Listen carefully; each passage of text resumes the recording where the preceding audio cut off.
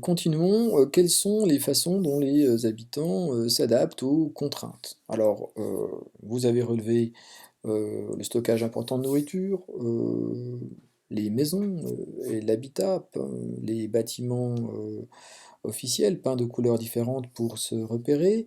Moi je rajouterais que l'habitat se concentre autour du port, qui est vraiment un endroit important, pour, une ville comme Umanac.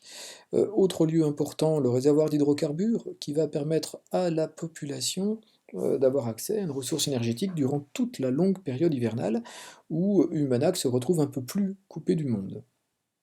Enfin, autre aménagement, les éclairages publics, on les voyait sur le livre, ils sont indispensables pendant la période de la nuit polaire. Alors, belle image d'Umanac où on voit, donc l'île sur laquelle est situé le village.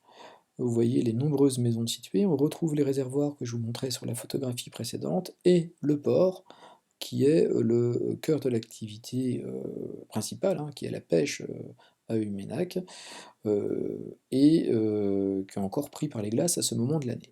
Alors je passe sur cette très belle photographie et je termine sur les, activités, de Umanac. On a encore des activités traditionnelles, mais qui sont plus un héritage, et la volonté de poursuivre la tradition, transmise par, les générations précédentes.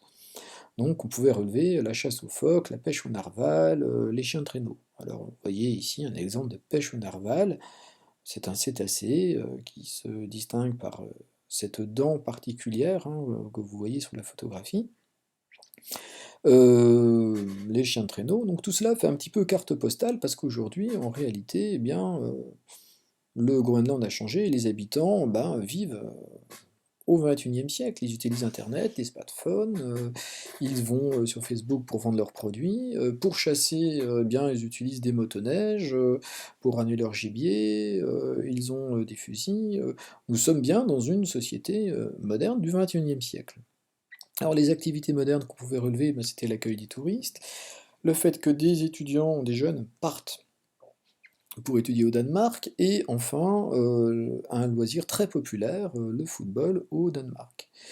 Une remarque quand même sur le tourisme, ça montre aussi l'ouverture de ce Groenland. Le Groenland n'est pas, coupé du monde, hein, il y a possibilité, si vous le voulez, bah, j'ai trouvé ceci sur internet, la possibilité donc de, louer un voyage, d'acheter un voyage donc, au Groenland. Bon ça coûte un peu cher, donc je vous propose pas d'y faire un voyage scolaire, puis, c'est pas le moment puisqu'on est confiné.